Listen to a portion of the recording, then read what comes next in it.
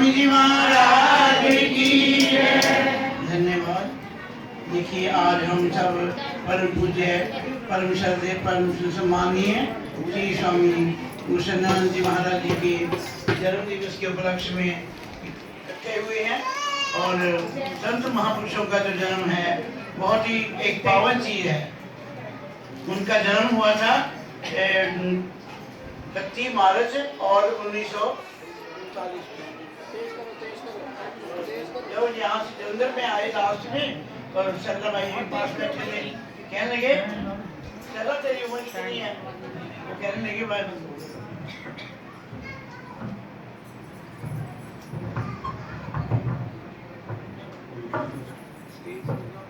तेरी उम्र कितनी है? महात्मा जी अब जो लोहड़ी पे आती है ना संक्रांति, वहां पर 60 साल की हो जाएगी। कहते अच्छा बस तेरा मेरा 1 साल का ही फर्क है, तू 60 साल के मैं 61 साल का हूँ। देखिए संत महापुरुषों जो जिन्होंने इतनी कमाई की, इतनी सेवा की, सब संगत को इतना प्यार दिया, उनकी जाने की जो मिशन में कमी होती है वो कोई भरपाई नहीं कर सकता।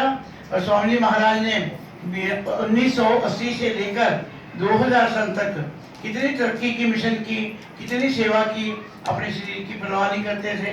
और हार्ट का एक उनका ऑपरेशन हुआ, हर साल बाहर जाते थे, कहते ये शरीर तो चलता ही रहता है, कुछ नहीं होता, लेकिन परवाह नहीं करते थे। और सबको सेवा सिखाते थे, प्यार सिखाते थे। सेवा कैसे सिखाते थे? किसी गरीब को कह दिया कि मैंने तेरे से सेवा लेनी है, कहते कितने? कहते 3100 रुपया। तो वो बेचारा रोना शुरू कर दिया उसने। स्वामी जी कहने लगे क्या हुआ? मैंने सेवा मांगी तो रोना शुरू कर दिया। कहते महाराज जी मैं क्या करूं, आप मांग रहे 3100 रुपया और मैं तो 3100 कभी सुपने में नहीं देखा, आपको सेवा कैसे दूं? तो स्वामी जी महाराज 2 मिनट चुप रहे, कहने लगे अच्छा ये बात है, कोई बात नहीं, मालिक की मौज को मानो, चाहे कैसे भी दे, चाहे किसी से कर्जा उठा के दे दे, लेकिन मेरे को 3100 जरूर दे दे। देखिए जो गरीब बंदा ना वो किसी से कर्जा लेके भी सेवा देगा ना, उसको कर्जा नहीं मिलता। पता है कि इसके पास कुछ है ही नहीं, इसको हमने उधार दे भी दिया तो ये हमें वापस नहीं देगा। पता नहीं कैसे कैसे बेचारे ने बड़ी मुश्किल से 3100 रुपये इकट्ठा किया और स्वामी जी महाराज के पास आया। कहते महाराज जी लो सेवा ले लो। कहते क्या हुआ? कहते आपने 3100 मांगा ना, 3100 दिया, घर चला गया। आज कुछ कल कुछ करते करते साल में इतना काम चल गया कुछ कह नहीं सकते। अगले साल फिर आया, अगले साल फिर आया स्वामी जी महाराज के बिना कहे। कहते महाराज मैं आपके लिए सेवा लेके आया हूँ। कहते कितनी? कहते 31,000 है।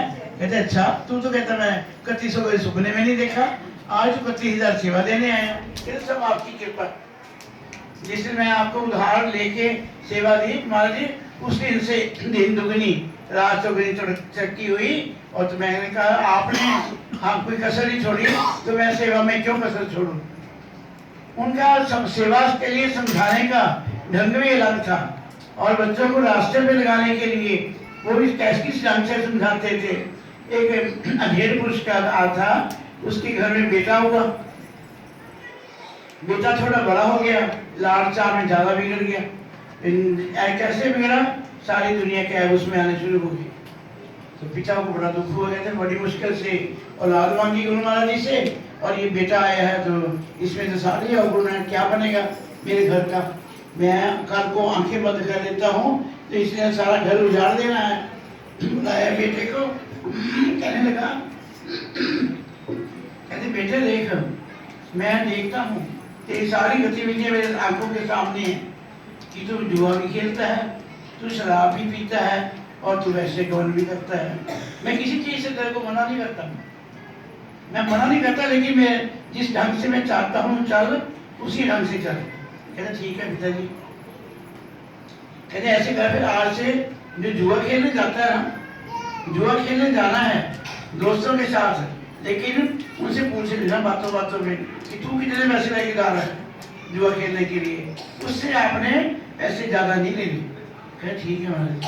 कहते फिर शराब पीता था, शराब के लिए शराब के ठेके पे जाना ना, तो दोस्तों के साथ नहीं जाना, उनको पहले भेज दो, क्योंकि तू भूला है, वो तेरे को लूट लेते हैं। तो आके अब बुलाने आए, क्या चल यार जाना नहीं, शराब नहीं पीनी है।